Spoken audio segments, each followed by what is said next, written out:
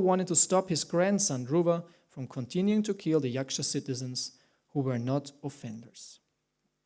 Om Jnanatimirandasya Jnananjana Shalakaya Chakshu Militam Jena Tasmai Shri Gurave Namaha Mukam Karoti Vachalam Pangung Langayati Girim Yat Kripatam Hang Vande Shri Gurundina Taranam Shri Chaitanya Manopistam Stapitam Jena Bhutale Svayam Rupa Kadamayam Dadati Swavanantikam Jai Shri Krishna Chaitanya Prabhu Nityananda Shri Advaita Gadada Shri Vasari Gaur Bhakta Vrinda Hare Krishna Krishna Krishna Hare Hare Hare Rama Rama Rama Hare Hare. Okay. So, again the verse. When Swayambhuva Manu saw that his grandson Dhruva Maharaj was killing so many of the yakshas who were not actually offenders, out of his great compassion he approached Dhruva with great sages to give him good instruction. So, first, Dhruva Maharaj's brother, whose name was Uttama, was killed by yakshas. And these yakshas are described to be some kind of demonic living beings, or living beings who were not living according to Vedic principles. Sometimes yakshas are also described as being the spirits, nature spirits or things like this. So hard to understand what they really are. And they are also associated with Kuvera. Kuvera is the treasurer of the demigods. So they are associated with him, and they are not like demons, but they are also not demigods. So it's hard to understand what they really are, how to position them in the, map, on the map of the universe. But in that situation, they were killing the brother of Dhruva, who was the king at that time of this kingdom. And Dhruva took revenge. And he went to the city, it's called Alakapur, and started fighting with them in a very heroic and powerful way. And this was a long battle. It was a fearsome, a gruesome battle. Battle is always terrible, actually. But he won. And when there's like a certain point in war when actually it's, so to say, it's good. If the winner is clear, why keep on fighting? But Samaradi went a bit too far, which was recognized by some administrators of the universe, so to say, who look if everything works out properly in the universe. And then they intervened. It's very interesting now. They intervened in form of Swayambhuva Manu. And Swayambhuva Manu himself is a very powerful being. He is the forefather of mankind. All of us, according to Vedic knowledge, according to Puranas, all of us descend from Swayambhuva Manu. He's like the progenitor of humans. Of course, we have to see, actually it's not 100% correct, because this Swayambhuva Manu, he was the first Manu out of 14 in one day of Brahma. Brahma has a day which is called Kalpa, which is very long. It's 1,000 times 4.32 million years. Is one Kalpa, one day of Brahma. And this long time span, which is 4.32 billion years, in German Milliarden, 4,32 Milliarden Jahre. When you divide this through 14, you have one Manvantara. One Manvantara is the time span in which one Manu is ruling. So there are 14 of these Manvantaras, and in each Manvantara there's one Manu. And the first of them was Swayambhuva Manu. And we are now in the 7th of these Manvantaras. So our Manu is called Vaivasvata Manu. And he is actually our forefather. Because after every Manvantara, there are different destructions happening. The universe is getting newly arranged.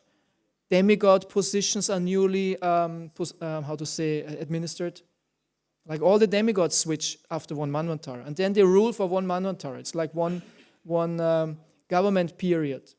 Like after 4 years, in many countries it's like that. 4 years somehow or other. I don't know how it's in South American countries. Every 6 years. Yeah, here in Germany 4, Austria also 4. After 4 years, new government is elected and all the ministers are changed. Or let's say Of course, sometimes he keeps if the party is winning, but still, there's a new vote. Finance minister, defense minister, and social minister, all the ministers who are governing different aspects of the life of a country. There's another head who then tries to work it out. So, and something similar is happening after 300 million years in the universe. Because one Manvantara is around 300 million years. It's like amazing. Where are they coming up with these numbers, right? Because it's like this. This is the harmony. This is the structure of the universe. The management of the universe. It's actually said management of the universe. Yeah. So after 300 million years, more like this, I think it was 311, a new cosmic government is elected. Yeah. A new Surya, a new Chandra, a new Manu, a new Agni, all of them changing. Right? And our Manu, his name is Vaivasvata Manu, who is ruling right now. And now he ruled already, 28 Yuga cycles. Huh? Everything is 71, but now it was the 28, right? Yeah. So he is not even half at his age or government period. Hare Krishna, Kila Prabhu. And this Vaivasvata Manu is interesting because he is the son of the sun god himself. His father is the sun god. So he's not like a human, right? As the son of the sun god, he's not like a regular human in that sense. He's more demigod, but still he's the forefather of the humans. Yeah.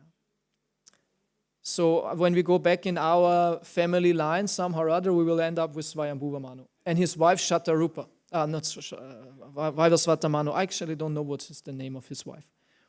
Yeah. So when we go back, we will end up there. So we have like demigod blood, huh? Not royal blood, demigod blood. All the humans. Yeah. So, and in this situation, Swayambhuva Manu intervened when he saw actually Dhruva Maharaj, even though Dhruva Maharaj is a pure devotee, had darshan of the Lord, but still somehow or other he got in the spirit of fighting. But it was not necessary anymore. He should say, okay, now they are, defeated. So now peace. After war, when everything is done, then there is peace negotiation. Like, we had also in the Second World War, actually it said that very infamously that the Brits actually bombed different cities in Germany, actually when the war was already over. A very beautiful city of Dresden was bombarded after the Germans were already, defeated, everything was done, but still they dropped something and innocently killed many innocent people. Yeah, so this is not nice, of course. No? And also we see this as a Vedic principle. When someone surrenders, you don't beat him. Like when Kali surrendered to Parikshit. Even Kali, who is like the greatest rascal in one sense, who deserves any punishment, but Parikshit was not doing it. He said, okay, you surrender. Yeah? When someone is in front of you surrendering or whatever, then also in war, when they hiss the white flag, okay, you have to accept them. According to the military law, what was it? Den Haag or no? It was Genfer Convention. There's again Geneva Convention, how war should be conducted. So that we try to keep some rules even in this like situation where nobody wants to follow any rule, right? It's like terrible. It's like life and death. But there should be some rules followed. And we see that also in the ancient times, in Mahabharata war, there were some certain rules had to be followed. But even though they were really dharmic people trying to follow the law, sometimes it was not working out even in this situation. They tried to do it as much as possible. Sometimes you try to cut corners. No? But in general, you should keep that. And surrender. And when someone surrenders, you give him protection actually. The opposite is the case. You don't beat him, you give him protection when someone surrenders. So some or other, Dhruva was like going over this a bit, and immediately Swayambhuva Manu comes. and tells him to stop it and be merciful. Yeah. I want to read the next verse because we hear now some instruction of Manu, because he had said he gave him good instruction. So what are these good instructions? Because good instructions by sages and demigods and great personalities are relevant for all of us. It's not just now, it's only for Dhruva Maharaj. We try to find also some good points for our life in these instructions. So the 7th verse, Manu Ruvacha, so Manu speaks, Alam Vatsati Roshena Tamo Dvarena Papmana Yena Punya Janan Etan Avadis Tvam Anagasaha. Lord Manu said, my dear son, please stop. It is not good to become unnecessarily angry.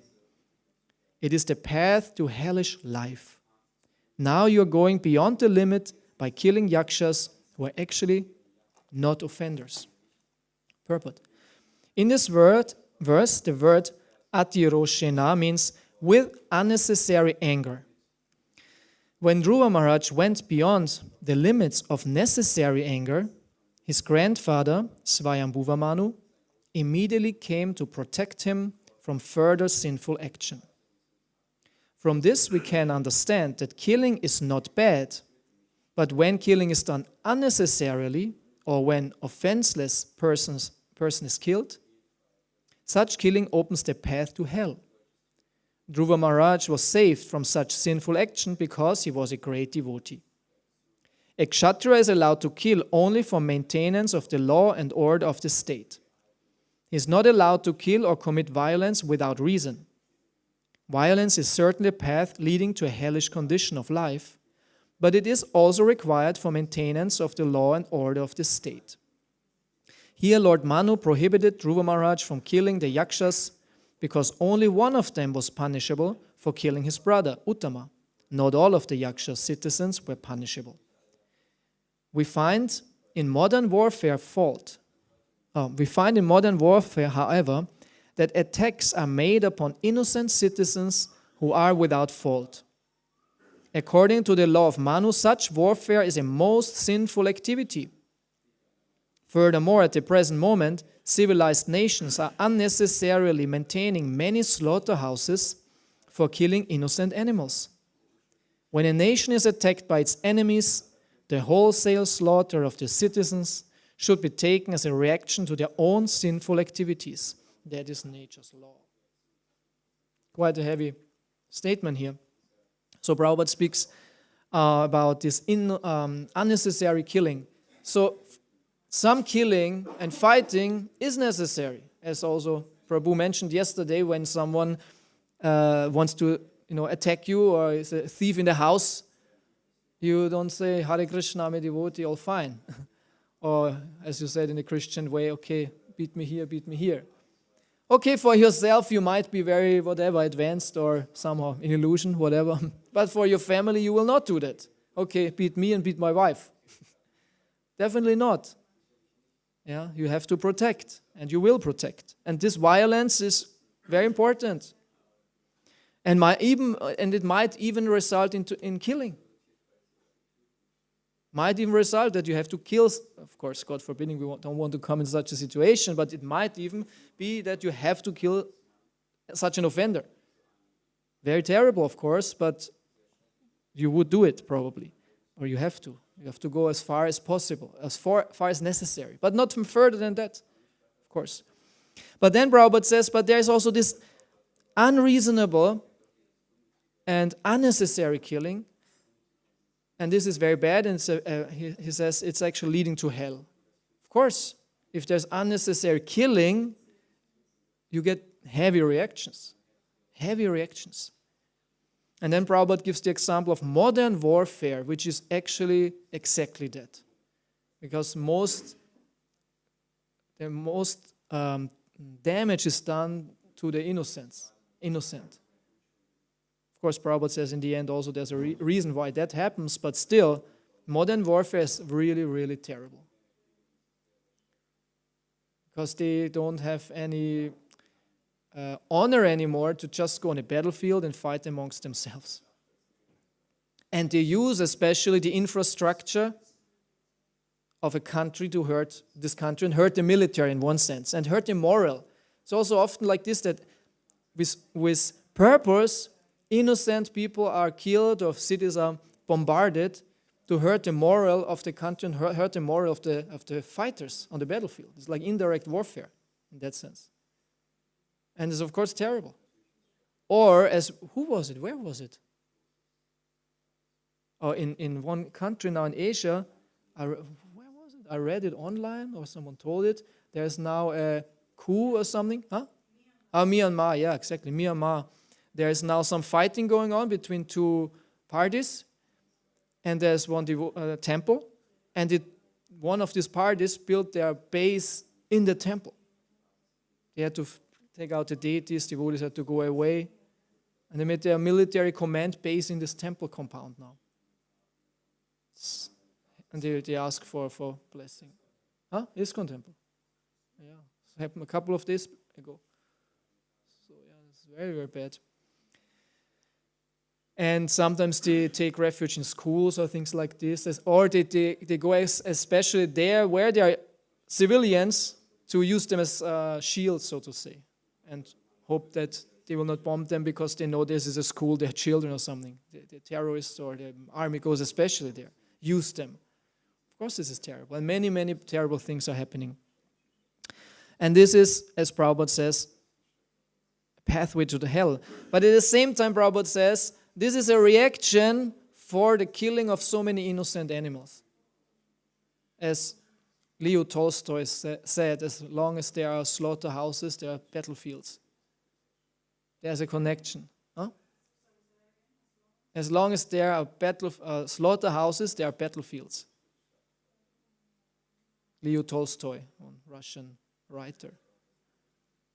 So, yeah, this is the reason. One of the main reasons. And the other point I want to bring out now for us for some practical application, the issue of anger. Because here Prabhupada starts the purport speaking about this word atiroshena, means unnecessary anger. Okay, there is necessary anger sometimes. Maybe sometimes even a father must be a little bit louder when their sons or children, or the sons, too unruly. Slowly, we're getting there. His ego manifests more and more, doing things as he's just doing exactly the thing which he's not supposed to do and laughing about it. It's amazing. Don't do it. Okay, I do it. Yeah, so you have to be a little bit, don't do this. Even this is already kind of violence. If you say, don't do it, this is already some aggression. It's not, no, everything fine. Huh?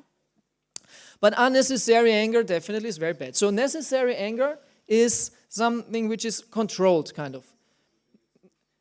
We should not become slaves of the anger. Meaning that you cannot control the anger and you do things which you regret and which are bad for the others and in the end for yourself. So there's some anger or like some little bit raising of the voice or being a little bit aggressive for some necessary situation, but then it's okay. Anger doesn't mean hate. Anger can become hate, that you really don't like someone because he did this and that, and you become angry and you hate him, you don't like him anymore, and it keeps on being forever. And you think about this person and have negative feelings. But a little bit anger towards a person and then taking this anger back, and okay, it's okay. Like Prabhupada did this with his disciples. Sometimes he was really angry, made his point, but then when they understood through the force of anger, they got the point, then he was, again, loving, everything was fine. It was not that he didn't like this person anymore. Sometimes we think if someone is angry at us or some anger is coming up, then we don't like someone. No, that shouldn't be the case. But it can be the case if the anger is not controlled and we take it personal or things like this. Yeah. And this is very bad because this anger is poisoning our heart. And this hate is poisoning our heart. So where is the anger actually coming from? Why are we getting angry anyways? And Bhagavad Gita says because of lust. The lust is the reason. Kama esha, krodha esha, said. First comes lust, then comes anger. And what is lust? Lust means, I want this. And when is anger coming? When you don't get this.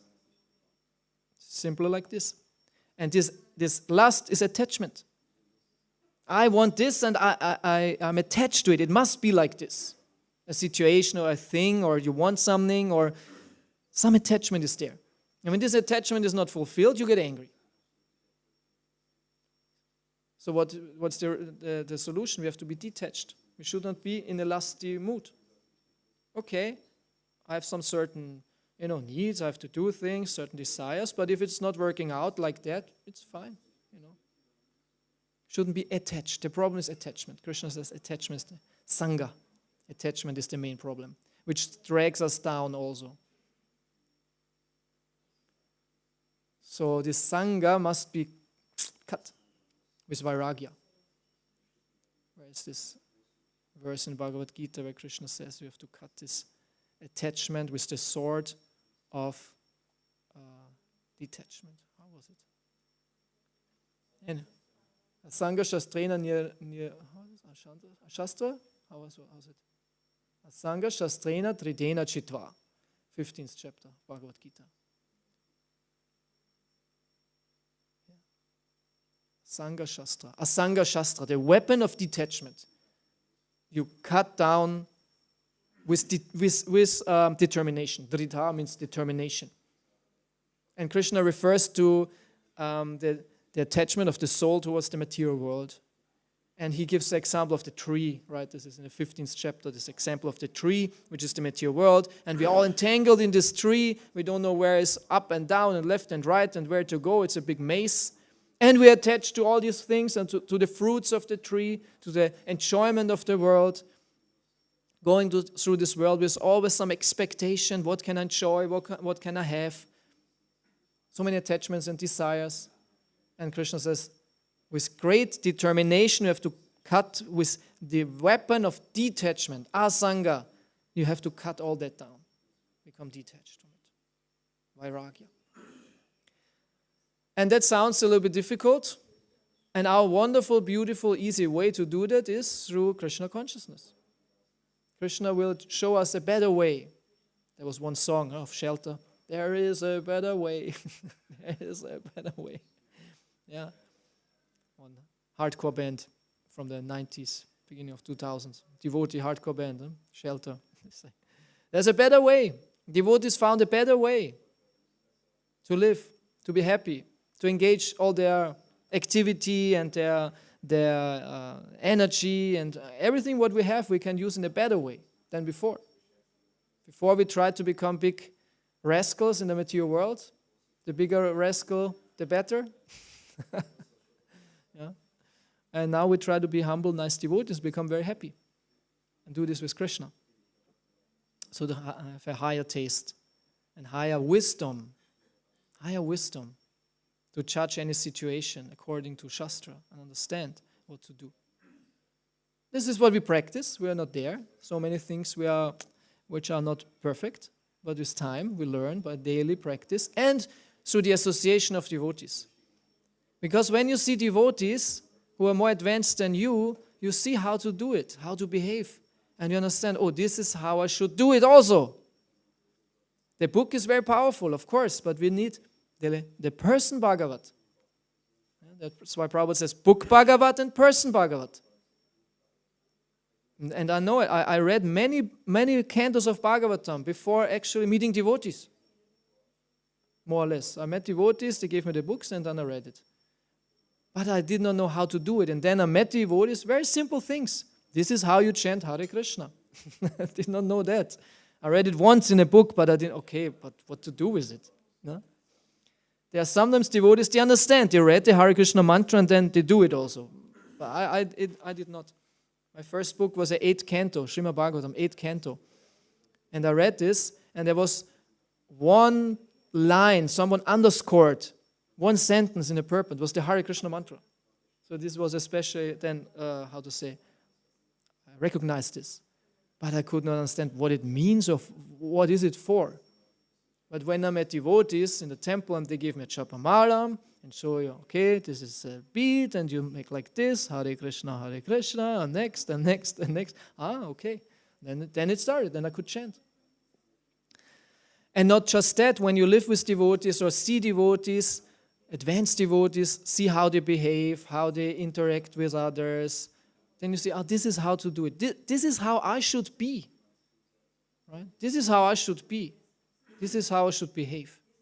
It's very powerful, this association of devotees. It's actually said even lava matra, even like 1/10,000th split of a second can give already all perfection. Sadhu Sangha, Sarva Shastra Hoy, Sarva Sad, what is it? Sarva, lava matra Sadhu Sangha, Sarva Siddhi Hoy. Sarva Siddhi Hoy means like all perfection can be achieved just by a lava matra, which is like a second of association with a devotee. Sadhu Sangha. Sangha means association with sadhu, with a devotee. So this is why this Sangha, what we have now here, community is very powerful, because they're always devotees and you see how they behave, how they do, how they chant. It's very inspiring. And encouraging. Motivating. It's really like this. And especially we have the association of advanced devotees who have love for Krishna. This is most wonderful. They show us how to love Krishna. They give us Krishna. Actually, it's that they give us Krishna. They have Krishna. They have Krishna and give us Krishna. Here's Krishna, take him. This is what Prabhupada did. He brought us Krishna. Here, take him. And Krishna, even if he doesn't like, he has to. Because the pure devotee says, please Krishna, be accepted by them. Please accept them and be accepted by them. Yeah? This is a great mercy that the pure devotee can give Krishna. And Krishna says, okay, if you say so, I do it. Yeah? And offers himself. And so we can attain Krishna now. Who is very difficult to achieve. Sudurlabha. It's actually said, bhakti itself is sudurlabha. It's rarely achieved. When do you get the chance for Krishna bhakti? Out of, it said, Manushya nam sahasreshu kashit yatati sidaye yadatam api sidanam kashinmang veti tatvataha. Out of thousands and thousands of people, maybe one tries to reach perfection. And out of thousands of people who have reached perfection, maybe one understands Krishna. So this is very rare, very, very rare. It's even said that the chance to get Krishna Bhakti through a devotee, through a guru, is like the chance of a turtle which is very deep down in the water diving around, and then once in a while the turtle has to go up to get some air. And you have this big ocean. And on this big ocean there's one board, and there's a hole inside. And it's swimming on the surface of the ocean. And this turtle goes up, up, up, and at that moment when it wants to take air, the head goes through this hole, and it reaches for some air and then goes down again for a long time. So this is how small the chance is to get the association of a devotee, how rare it is. Good luck.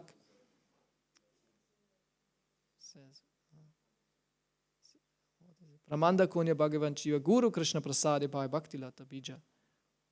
Bhagyavan. This word Bhagyavan is very interesting. It means by good luck, you get the chance to be introduced to devotional service. By good luck, Bhagyavan. Sometimes Prabhupada even says by accident. Even though Prabhupada didn't like the word. But sometimes he says by accident. It's hard to understand how. It's by good luck, some high arrangement. So we have gotten this wonderful gift now of Krishna consciousness.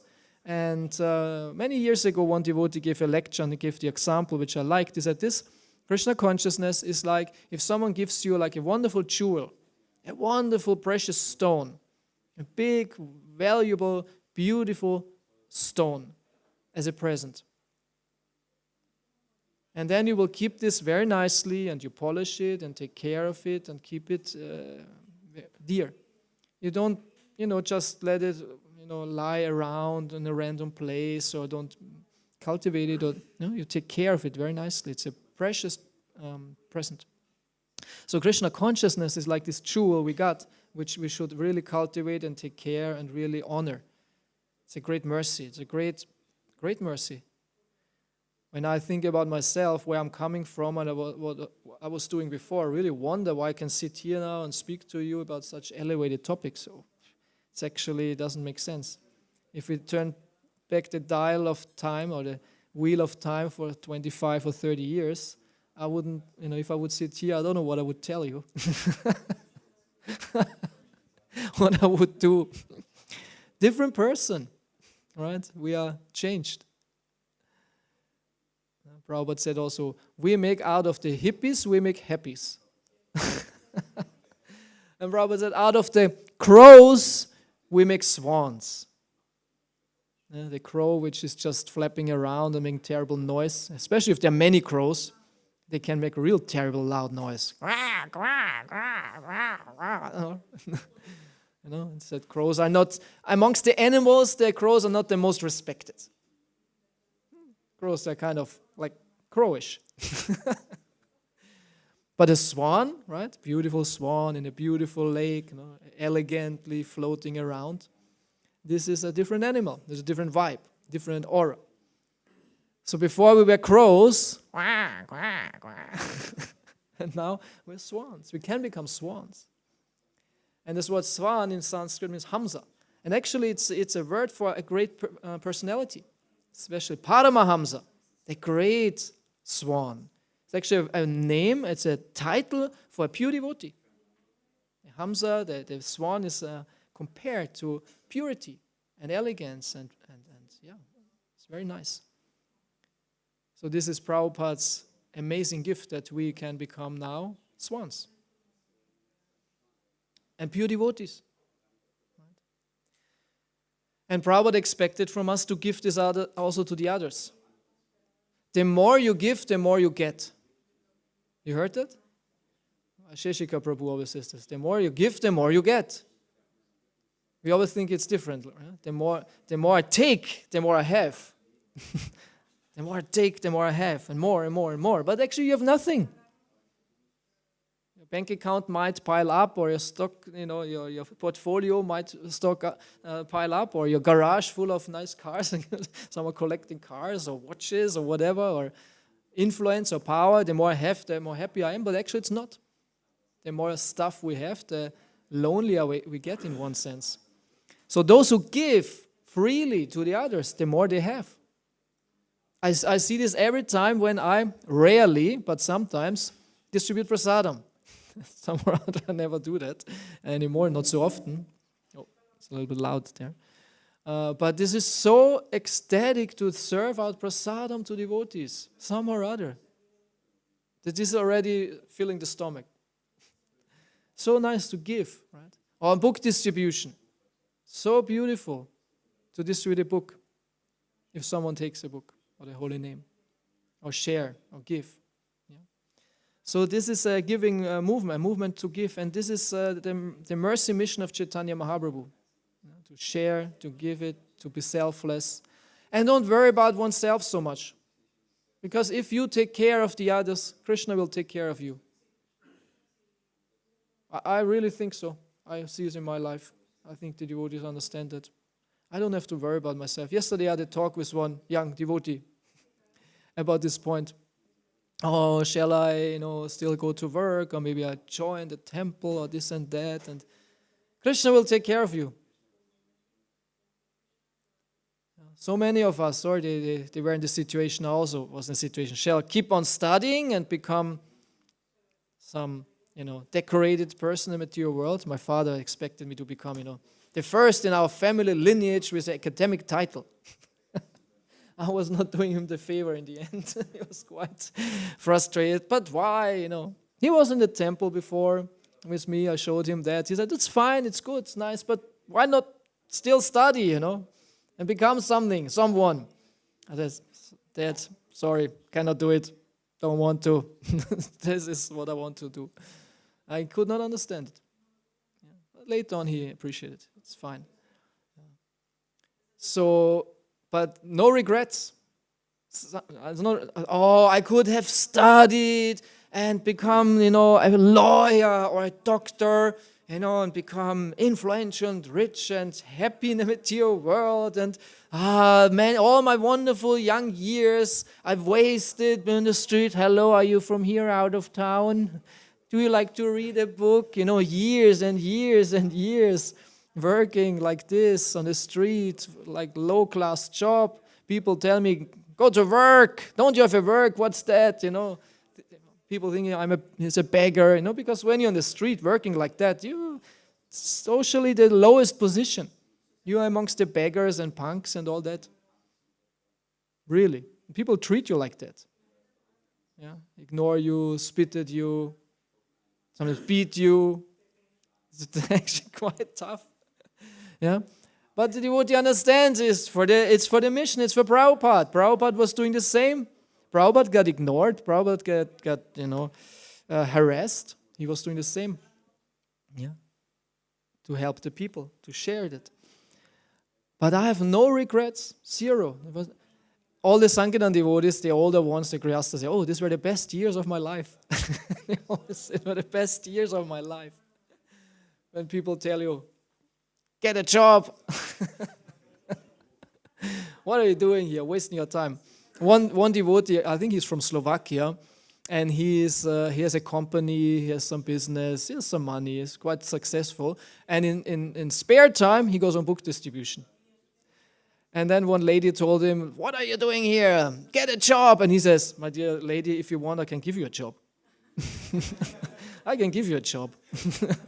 It's not we're doing this for a higher cause. No? We don't do this for money or for some prestige. No? We do this for a higher cause. Yeah.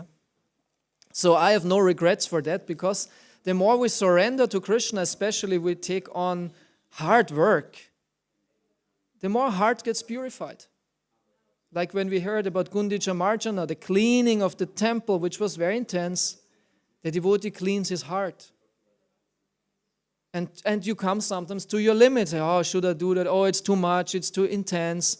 Well, anyway, you keep on going and you overcome your mental barriers and think, oh, this was actually very good. I did something valuable.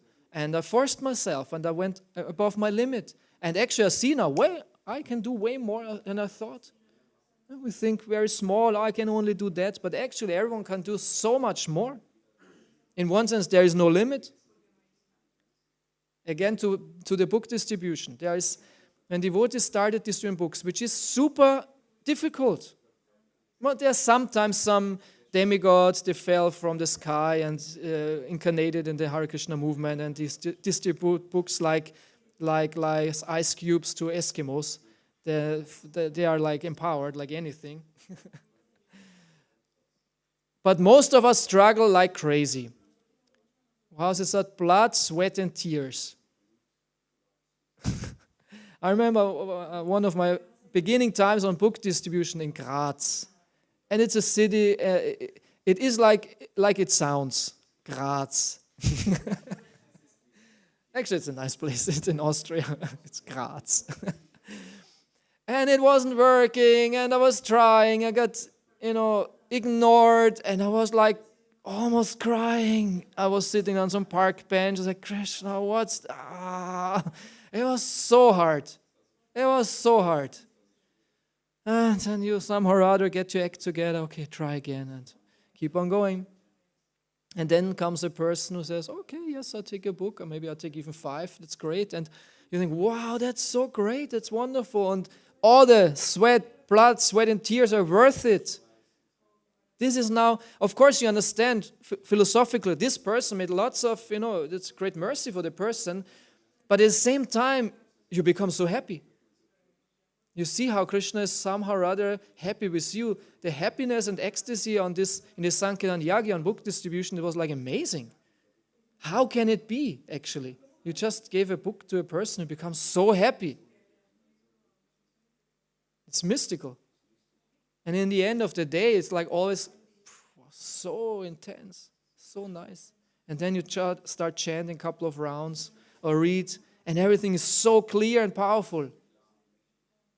Because of all day purification and working, and you see in the end how Krishna says thank you in form of nice Krishna consciousness, amazing Krishna consciousness. Krishna says, thank you. You did such a valuable service. I'm grateful that you saved all these people, or you gave them a chance at least, who are like, doing whatever. Krishna is full of mercy and love for everyone. So in the beginning days, the devotees, they did not know how to do that. Prabhupada just printed many books and sent them to the temple, now distribute them. But how? There was no technique. And the first book what was distributed in ISKCON, a legendary first book, when a couple of devotees were on a Harinam, they drove to the city, were singing and chanting, and they drove back in the car. And they went to a gas station, get some gas, and then they went in for paying. And they somehow or other had the idea, maybe we ask if he wants to take a book instead of money. And I said, okay, we have this one, and it was Krishna book. Actually Krishna book, 10th canto.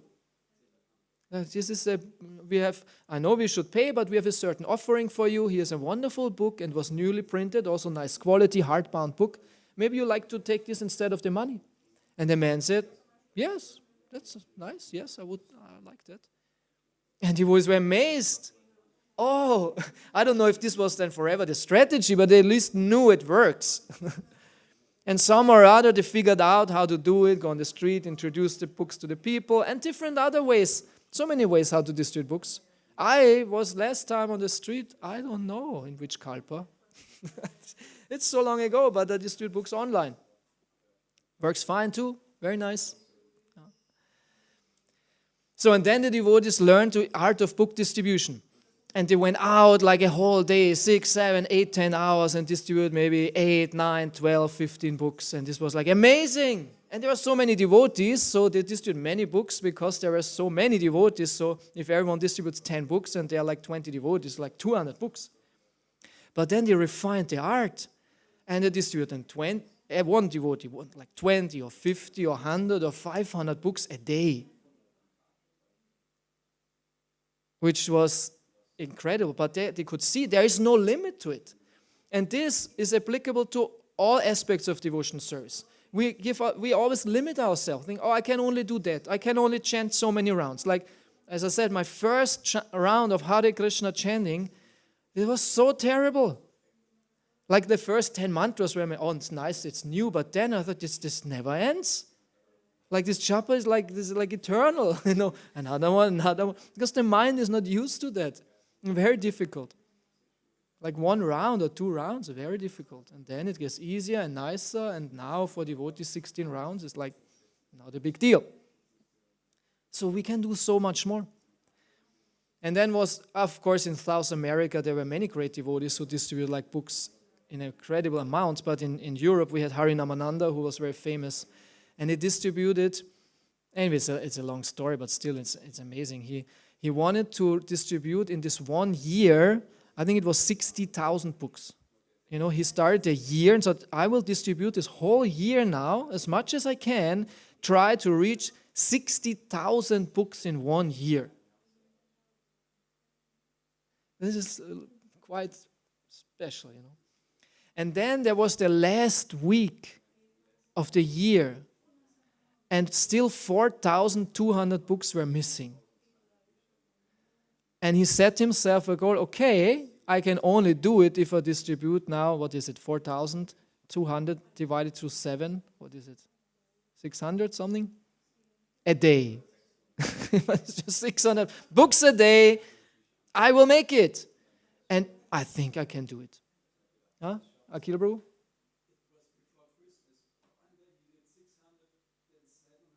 Yeah. Yeah. It was the and then and one day when it was not working, because he distributed in Switzerland, he was not distributing like in a city where there are thousands of people and you just approach one after the other. He was distributing on a parking lot somewhere in the mountains of Switzerland, and this parking lot was of a post office and it had like 5 spaces of parking, 5 parking spaces, like really small. And he was on this place to distribute again like 700 books or something. And a couple of days before, he was already there distributing 600 books or something. And he said, this was nice there, I'll go again there. Like, this was like, there is nobody. How can, and that means he gave everyone who came like 20 books, a Bhagavatam set, 2 Bhagavatam sets. This is not to understand. How is this possible? And people say, yeah, okay, I take it. I give you a couple hundred francs to cover also the cost for so many books, and next one. How is it possible? And then he says he was on this day there, we was supposed to distribute again, like amazing, and nothing worked. Nobody wanted books, nobody came, and it went a couple of hours like that. And he got already anxious. Okay, maybe I go somewhere else. I leave the place, go somewhere else. It doesn't work. And he said, let me try a little bit more. And from the one to the other moment, suddenly again, bam, bam, bam, bam, bam. These were 900 books. And we think, of course, Harinamananda can do that because he's one demigod falling from the spiritual sky like a book distribution incarnation, and we can never do that. But now there is one devotee in America, his name is Mahotsaha, who thought, why only in the 90s? Why only Harinamananda? Why not me? And he broke the record, distributed more than 1,000 books a day in America on the street. And then he thought, why only 1,000? And then he distributed 2,000 books on one day in America on the street. And he thought, why only 2,000? Now he distributes 3,000, and I think the last one was now 4,000 books on one day on the street. He read already 5,000? Akila says already 5,000. So, this is, and he's not, appearingly not like demigod, of course, like avatar. He's kind of a regular brahmachari, like Indian-bodied actually, but somehow or other, he, by his determination and desire, Krishna empowered him. 5,000 books, this is like, you think this is a fairy tale, it's not possible. But 900 books of Harinamananda was already a fairy tale. And maybe 50 books in the beginning times was already a fairy tale. So the same applies to all aspects of devotional service. Krishna is the Supreme Personality of Godhead. He is the absolute reality. He's there. He's very powerful. And he can do anything he likes. And he can empower anyone and everyone to do whatever they like to do in devotional service. That's why Prabhupada also said, think big and do it. So don't think, I'm a new devotee now, I can chant my 2-3 rounds, and you can do so much more. I have to do this, I have to work, this and that. There's so many devotees who have lots of work, lots of children, still chant 16 rounds, still do this and that. Where there's a will, there's a way. And the most wonderful thing is that you become very happy. Because you really surrender to Krishna and to service for Krishna. You become very happy. And you think, this is the fulfillment of my life. This is so beautiful. To serve Krishna, serve the devotees, serve the mission. Overcome my ego, which keeps everything small and greedy, only for me and all that. The miser sitting in his small home and just being for himself. This is our ego, It's always egocentric. And we have to break through that. Like in the spiritual world, Krishna is with all his friends and they're all happy and selfless and loving. So this is the Hare Krishna movement. And I'm personally very grateful and humbled to be allowed to be here. And I'm so happy also for especially our new devotees who are here now for this course and the seminar. I feel very, very grateful that you came and share a bit with us this experience. And thank you very much for listening to me. Srila Prabhupada ki jai. Nitai Gaur Premanande. So please, any questions or comments? Yeah, Ramananda, I think we need a microphone.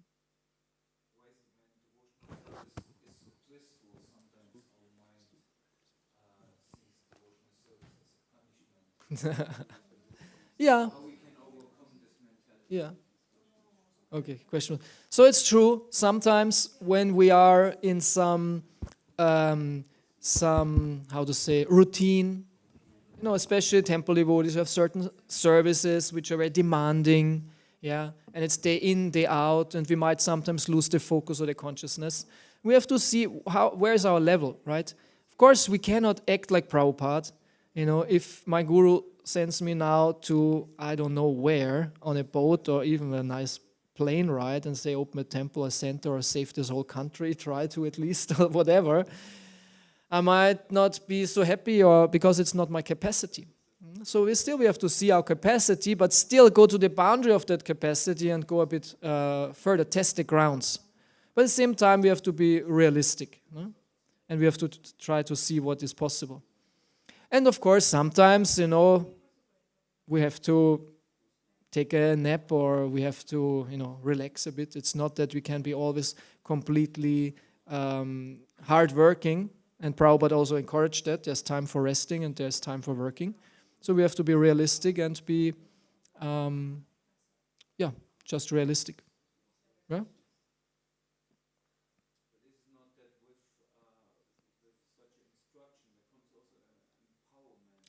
Yeah. Yes. Yeah. Yeah.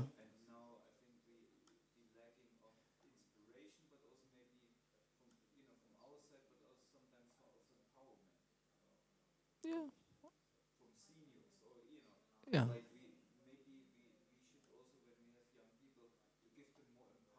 Yeah, of course. Yeah. Yes. Yeah, of course. The devotees, they understand, they want that the other devotees become better than themselves. The guru also, they wants that his disciple becomes better than himself. Like the father wants that his son becomes better than himself and make it bigger and nicer and better. And he's not envious or jealous. The opposite is the case. Because he is happy with his relationship with Krishna and he has nothing to fear. Yeah, this envy is only if we are in material consciousness and we think someone will take away something from me. But if you are with Krishna, nobody can take this relationship away anyway. So we can be very gracious and giving. Yeah, we should see, Prabhupada saw always talent in the devotees, empowered them, gave them missions, gave them tasks, gave them liberty to do things. But Prabhupada was also realistic, and when something was, he tried, but sometimes it might have not been so practical, and then said, okay, then not. Like in one situation, he sent one devotee to China to preach in the 70s, which was very difficult. And then they saw it's not possible. It's not possible. They gave it a try, but this communistic government, it was too much. And Prabhupada said, okay, we tried, maybe another time we'll change. And he took him out and gave him another service. So the guru or the seniors, they can try with the young devotees, but they have to be also realistic, and we shouldn't be stubborn, right? Just realistic and wise. No? Yeah, thank you for your comment. Okay, Gopijana? Ja, Mikrofon. Vielleicht kriegst du noch ein Mikrofon für online, dass die auch die Frage hören.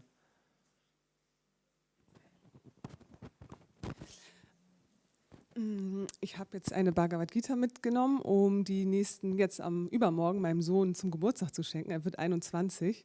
Und ich weiß aber, dass ich glaube, es ist eher ablehnend, seine Haltung noch ist, Krishna gegenüber. Und bin da so ein bisschen im Zwiespalt, dass es kein Vergehen ist, ihm dieses Buch mitzubringen, weil ich natürlich ein bisschen was dazu sagen möchte.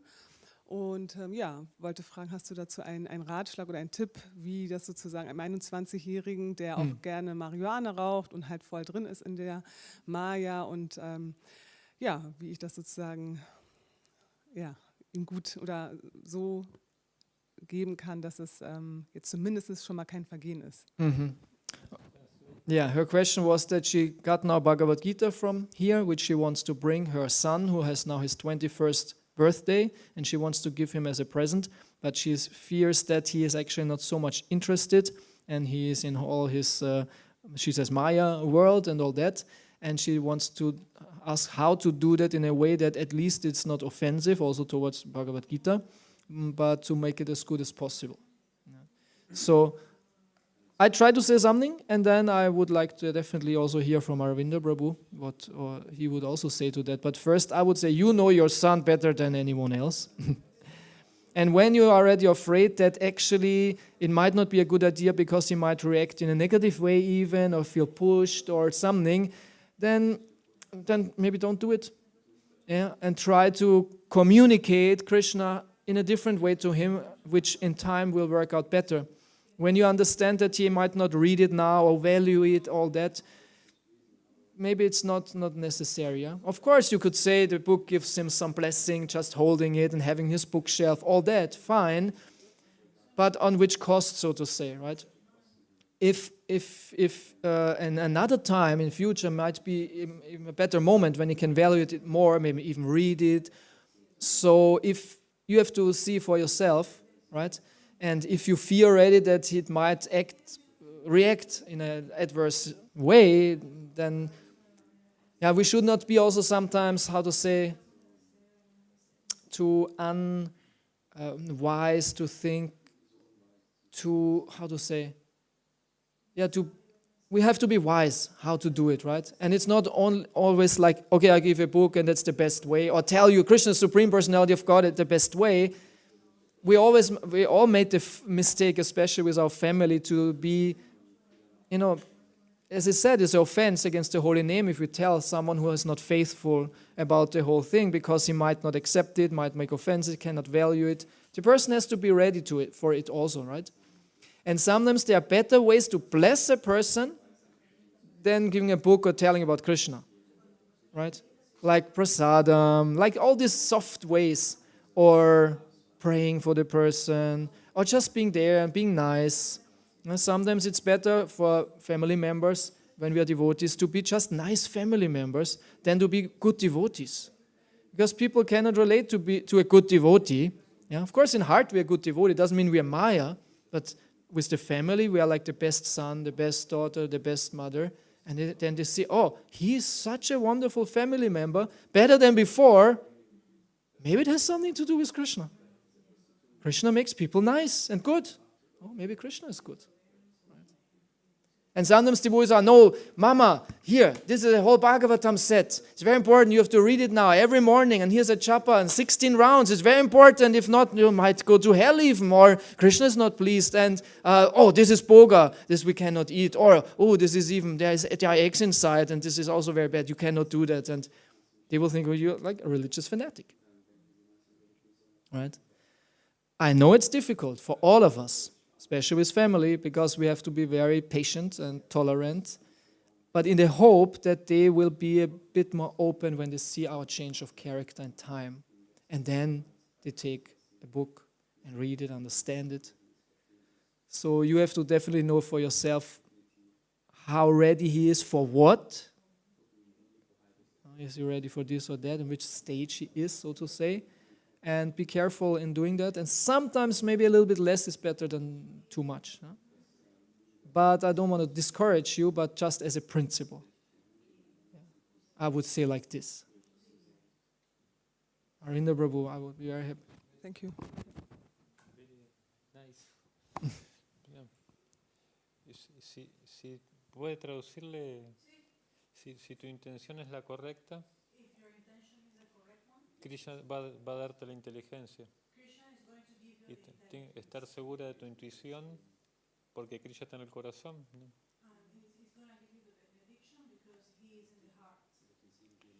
Y vas a encontrar el camino. Okay. Thank you, Prabhu. Yeah, thank you. Yeah. Du sprichst doch Spanisch, oder? Portugiesisch besser. Okay. She's actually, her mother was from Brazil.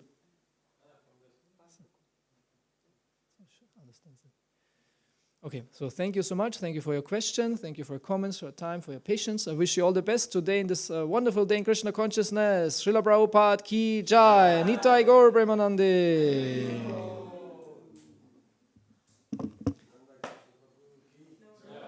Srila Prabhupada ki.